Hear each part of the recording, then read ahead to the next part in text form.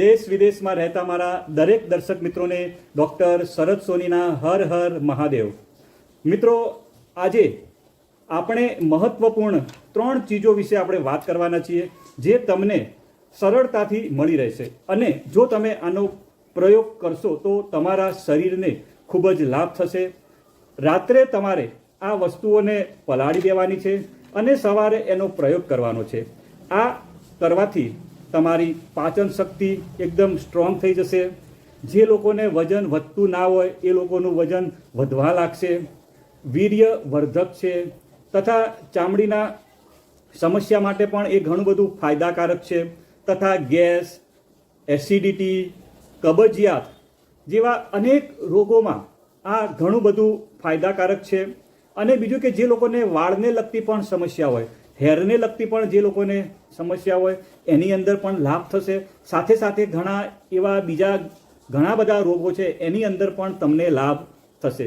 તો મિત્રો, વાત કરીએ તો આયુર્વેદમાં કહ્યું છે કે વિચારી સમજીને આપણે ભોજન કરવું જોઈએ. આપણે જે ભોજન કરીએ એને આપણે વિચારી સમજીને આપણે એનું ભોજન કરવું જોઈએ. ગમે તેવું ભોજન કરવું જોઈએ નહીં.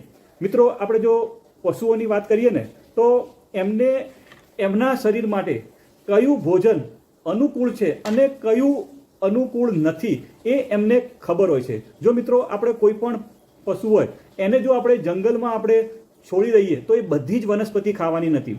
દરેક વનસ્પતિને સૂંઘશે અને પછી જો એના સ્વાસ્થ્ય માટે સારી હશે તો જ એનું સેવન કરશે. પણ મિત્રો, મનુષ્યની વાત કરીએ તો એ સ્વાદના ચક્કરમાં ઘણી બધી વસ્તુઓ એવી ખાઈ જાય છે કે જેનાથી એમના સ્વાસ્થ્ય ઉપર ખરાબ અસર પડે છે અને એ વસ્તુઓ એમના સ્વાસ્થ્યને નુકસાન પણ કરી શકે છે. મિત્રો, આયુર્વેદમાં એવી ઘણી બધી ઔષધિઓ છે જે આ નુકસાનને રોકી શકે છે અને ભવિષ્યમાં તમે સંપૂર્ણ નિરોગી રહો તેના માટે તમને તૈયાર પણ કરે છે. તો મિત્રો, આજના વિડીયોમાં 1 પણ મિનિટની વાર કર્યા વગર આપણે આ રસપ્રદ વિડીયોની શરૂઆત કરીએ અને કઈ 3 ચીજોનો આપણે ઉપયોગ કરવાના છીએ એના વિશે આપણે વિગતમાં જાણીએ. તો મિત્રો, આપણે જે 3 વસ્તુ વિશે વાત કરવાના છીએ એમાંની પહેલી 2 ચીજો વિશે આપણે જે વાત કરવાના છીએ એ સ્વભાવમાં ઠંડી હોય છે. અને અત્યારની વાત કરું તો અત્યારે ઉનાળાની જે સિઝન છે અને એની અંદર જો તમે એનો ઉપયોગ કરશો તો એ તમારા સ્વાસ્થ્યને ખૂબ જ લાભ કરશે. અને મિત્રો, જે 3જા નંબરની જે વસ્તુ છે અને એનો જો તમે ઉપયોગ કરશો તો તમારે દવાખાનાના ચક્કર લગાવવા નહીં પડે. અને એ વસ્તુની જો વાત કરવામાં આવે તો એનું આયુર્વેદમાં ખૂબ જ મહત્વ બતાવવામાં આવ્યું છે. અને એ વસ્તુ 3 ચીજોથી બનેલી છે અને એ 3 વસ્તુનો આયુર્વેદમાં ઔષધિ તરીકે એનો ઉપયોગ થાય છે. તો મિત્રો, હવે આપણે દરેક 3 વસ્તુ કઈ કઈ છે એની આપણે વિગતવાર માહિતી લઈએ. તો મિત્રો, સૌથી પહેલા નંબરની જે છે વસ્તુ એનું નામ છે મિત્રો ખસખસ. મિત્રો, તમે બધા જ જાણતા હશો કે ખસખસ શું હોય છે. તો ખસખસ વિશે જો આપણે વાત કરીએ તો એ સ્વભાવમાં એકદમ ઠંડી શીતળ હોય છે. જે લોકોને ગરમી વધારે હોય, પિત્ત વધારે હોય અને ગરમીની ઋતુ આવતા જ એમનું જો સ્વાસ્થ્ય ખરાબ થતું હોય, એમનું સ્વાસ્થ્ય બગડતું હોય, ચામડી ઉપર ખીલ થતા હોય એવા અને જેનું પાચન શક્તિ મંદ પડી જતું હોય અને આ ઋતુના લીધે એમના વાળને પણ જો નુકસાન થતું હોય તો, અને બીજું કે એ લોકો માનસિક પરેશાન રહેતા હોય, સ્ટ્રેસમાં રહેતા હોય, એવા લક્ષણો જો એમને ગરમીની ઋતુમાં જોવા મળતા હોય તો એ લોકો માટે ખસખસ વિશેષ રૂપથી ઉપયોગી સાબિત થઈ શકે છે. વિશેષ રૂપથી ફાયદાકારક સાબિત થઈ શકે છે.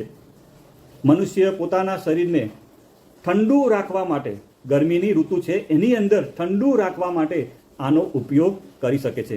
જે લોકોનું પિત્ત વધેલું રહેતું હોય, જે લોકોને એસિડિટીની તકલીફ રહેતી હોય એવા લોકો જો આનો ઉપયોગ કરે તો એમને ખૂબ જ ફાયદો થાય છે. મિત્રો, આનો પ્રયોગ કેવી રીતે કરવો? તમારે ખસખસને રાત્રે કાચના વાસણમાં પલાળી દેવાની છે. તેમાં 1 ચમચી ખસખસ રાત્રે પાણીમાં પલાળી દેવાની અને સવારે આ પાણી તમારે પી જવાનું છે અને ખસખસને પણ તમારે ખાઈ જવાની છે. હવે મિત્રો, બીજા નંબરની વાત કરું તો બીજા નંબરની જે વસ્તુનો આપણે ઉપયોગ કરવાના છીએ જે સ્વભાવે ઠંડી છે, શીતળ છે, એનું નામ છે મિત્રો મગ. મિત્રો મગ વિશે તો આપણે ઘણું બધું જાણીએ જ છીએ. એક કહેવત પણ છે કે મગ ચલાવે પગ. તો મિત્રો મગની વાત કરીએ તો ગરમીની જે ઋતુ છે એની અંદર જો એનો ઉપયોગ કરવામાં આવે તો આપણા સ્વાસ્થ્યને ઘણા બધા લાભ થાય છે. એ પાચનમાં એકદમ સહેલી છે, એટલે કે જે મિત્રોને બીમાર હોય અને જો એને મગનું પાણી અથવા જો મગ આપવામાં આવે ને તો જલ્દીથી એ સાજા થઈ જાય છે. સાથે સાથે વાત કરું તો મગ વીર્યવર્ધક હોય છે અને બલવર્ધક હોય છે. અને મિત્રો જો તમે ફણગાવેલા જો મગનો ઉપયોગ કરો છો તો એ તમારા સ્વાસ્થ્યને ખૂબ જ લાભ થાય છે. મિત્રો ફણગાવેલા મગ કેવી રીતે બનાવવા તમને બધાને ખબર જ છે. રાત્રે પલાળી દેવાના છે, પછી તમારે એને પોટલીમાં બાંધી દેવાના છે, એટલે પછી એમાંથી અંકુરણ થાય છે, એને આપણે ફણગાવેલા મગ કહીએ છીએ. હવે મિત્રો ત્રીજા નંબરની વસ્તુની વાત કરીએ તો જે ત્રીજા નંબરની જે વસ્તુ છે એનો પ્રયોગ જો દરેક લોકો કરે તો એમને દવાખાનાના ચક્કર લગાવવા નહીં પડે. આ એક વસ્તુ એવી છે જેનો આયુર્વેદમાં વિશેષ સ્થાન આપવામાં આવ્યું છે. અને આ એક વસ્તુમાં એક જ જે છે એ વસ્તુમાં 3 ચીજોનો યોગ થઈ જાય છે મિત્રો. અને આ ત્રણેય પરમ ઉપયોગી ઔષધિઓ છે અને જેનું નામ છે મિત્રો ત્રિફલા ચૂર્ણ. તમને બધાને જ ખબર હશે, તમે નામ સાંભળ્યું પણ હશે. ત્રિફલા એક એવી વસ્તુ છે જેમાં હરડેનો ઉપયોગ થાય છે, બહેડાનો ઉપયોગ થાય છે અને આંબળાનો ઉપયોગ થાય છે. હરડે વિશે જો આપણે વાત કરીએ તો એવું કહેવાય છે કે જેની માં ન હોય ને, જેની માં ન હોય એ હરડેને પોતાની માં સમજી શકે છે. જેવી રીતે માતા બાળકનું સારું ઈચ્છતી હોય, સારું ધ્યાન આપતી હોય છે, એવી જ રીતે હરડે આપણા શરીરને એકદમ સ્વસ્થ રાખવાનું કામ કરે છે, આપણા શરીરને હિત કરે છે, આપણા શરીરનું રક્ષણ કરે છે અને વિવિધ રોગોથી બચાવવાનું કામ કરે છે, ઇમ્યુનિટી બુસ્ટર તરીકે કામ કરે છે. હવે મિત્રો બીજા નંબરની જે વસ્તુ હતી એની અંદર તો એ હતી બહેડા. તો એ એન્ટીબેક્ટેરિયલ ગુણ છે, હેર ટોનિક પણ એનામાં ગુણ છે, સાથે સાથે ઇમ્યુનિટી બુસ્ટર પણ છે. અને ત્રીજા નંબરની જે વસ્તુ હતી એ છે આંબળા. તો મિત્રો આયુર્વેદમાં તો આંબળા વિશે તો ખૂબ જ કહેવામાં આવ્યું છે અને એને એક સારામાં સારી ઔષધિ તરીકે પણ સ્થાન આપવામાં આવ્યું છે. એની અંદર ભરપૂર માત્રામાં વિટામિન સી હોય છે જે આપણા આંખ માટે, આપણી ત્વચા માટે તથા આપણા શરીરની રોગ પ્રતિકારક શક્તિ વધારવા માટે, આપણી પાચન શક્તિને મજબૂત કરવા માટે, એવા એના જો આપણે ઉપયોગોની વાત કરવા રહીએ તો વિડીયો લાંબો થઈ જાય. એટલે આંબળાના ઉપયોગ તો તમને બધાને ખબર જ છે. હવે મિત્રો આપણે વાત કરીએ તો ત્રિફલાના ઉપયોગ કરવાની સાચી રીત ખબર હોય તો તમે તેના ઘણા બધા લાભ લઈ શકો છો. મિત્રો ઘણા બધા લોકોને એનો ઉપયોગ કરવાની સાચી રીતની ખબર હોતી નથી. ત્રિફલાને કેવી રીતે લેવી જોઈએ અને ત્રિફલા કેવી રીતે બનાવવી જોઈએ એ પણ આપણે પહેલાં સમજીશું. મિત્રો માર્કેટમાં તો ત્રિફલા મળે જ છે, પણ જો તમે ઘરે જાતે બનાવી હોય તો એની વસ્તુ આખી અલગ જ છે. તો મિત્રો પહેલાં આપણે બનાવવાની રીત વિશે વાત કરીશું. તો એમાં 3 વસ્તુની જરૂર પડશે: હરડે, બહેડા અને આંબળા. તો સૌથી ઓછી માત્રામાં આપણે લેવાનું છે હરડે, એનાથી ડબલ માત્રામાં લેવાનું છે બહેડા અને એનાથી 3 ગણી માત્રામાં લેવાના છે આંબળા. જો તમને ઉદાહરણ આપું તો તમારે હરડે 100 ગ્રામ લો તો બહેડા 200 ગ્રામ લેવાના છે અને આંબળા 300 ગ્રામ. એટલે એવી રીતે તમે એને બનાવી શકો છો. અને ત્રણેયને તમારે પીસીને પછી તમારે મિક્સચરમાં એનું બારીક ચૂર્ણ બનાવી લેવાનું છે. અને આ ત્રણેય ઔષધિ વિશે જો મિત્રો વાત કરું તો એ ત્રિદોષ નાશક હોય છે. મતલબ કે ત્રણેય દોષ એટલે કે કયા? તો વાત, પિત્ત, કફ, એટલે કે વાયુ, પિત્ત અને કફને સમાપ્ત કરવા વાળું આ ઔષધ છે. મિત્રો વાત, પિત્ત અને કફથી જ બધી જ બીમારીઓ થતી હોય છે. આપણા શરીરની અંદર જે કોઈ બીમારીઓ થતી હોય છે એ વાત, પિત્ત, કફના ઇમ્બેલેન્સના લીધે જ આપણા શરીરમાં અલગ અલગ પ્રકારની બીમારીઓ થતી હોય છે.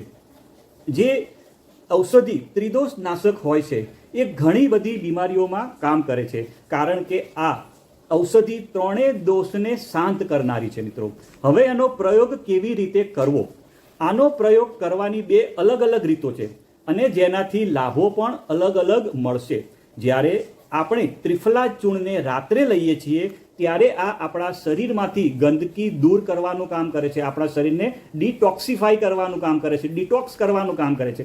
અને જ્યારે આનો પ્રયોગ આપણે સવારે કરીએ છીએ ત્યારે એ પોષક થઈ જાય છે, મતલબ કે આપણા શરીરને પોષણ પૂરું પાડે છે. હવે વ્યક્તિએ જાતે જ નક્કી કરવાનું, તમારે જાતે જ નક્કી કરવાનું છે કે તમારે સવારે લેવાનું છે કે રાત્રે.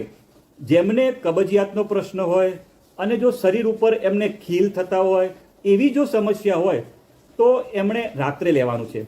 અને રાત્રે એટલે કે સૂવાના 1 કલાક પહેલાં લેવાનું છે. એને તમે પાણી અથવા દૂધની સાથે લઈ શકો છો. રાત્રે લેશો તો એ પેટને સાફ કરશે અને કબજિયાતને દૂર કરશે. સાથે એના જે બીજા બધા ફાયદા છે એ તો બધા ફાયદા તો આપશે જ. હવે જે લોકોને સવારે લેવું હોય તે મધ અથવા ગોળની સાથે લઈ શકે છે. સવારે પાણી અથવા દૂધની સાથે લેવાનું નથી. ઘણા બધા મિત્રોને ખબર નથી હોતી. જો તમારે સવારે ત્રિફલા ચૂર્ણનો ઉપયોગ કરો તો તમારે મધ અથવા ગોળની સાથે જ લેવાનું છે. સવારે લેવાથી શરીરમાં ઘણા બધા તત્વો, કે જે પોષક તત્વો છે એની પૂર્તિ કરે છે. શરીરને હુષ્ટ પુષ્ટ એકદમ સ્વસ્થ, હેલ્ધી, મજબૂત બનાવે છે. તમે 5 ગ્રામ ત્રિફલા ચૂર્ણનો ઉપયોગ કરી શકો છો. રાત્રે લો કે સવારે લો, તમે 5 ગ્રામનો ઉપયોગ કરી શકો છો. મિત્રો, આ વિડીયો બનાવવાનો ઉદ્દેશ એવો છે કે અમે તમારી સ્વાસ્થ્ય વિશે વાત કરવાના છીએ. તમારી પાસે બીમારી ન આવે એના વિશે આપણે વાત કરવાના છીએ અને તમારું શરીર એકદમ સ્વસ્થ રહે એના વિશે આપણે વાત કરીએ છીએ. તો મને આશા છે કે મારી જાણકારી તમને સારી લાગી હશે. જો મિત્રો તમને સારી લાગી હોય તો વિડીયોને લાઈક કરજો. અને જો કોઈ તમારા કોઈ પ્રશ્ન હોય તો મને કોમેન્ટ બોક્સમાં તમારા પ્રશ્નો, અને જો કોઈ તમારે નવો કોઈ વિશે જાણકારી લેવી હોય તો પણ તમે મને કોમેન્ટ બોક્સમાં લખજો. તો આપણે નવો વિડીયો આપણે એના ઉપર બનાવશું. તો મિત્રો, વિડીયો જોવા બદલ તમારો ખૂબ ખૂબ આભાર. બાય બાય, આવજો.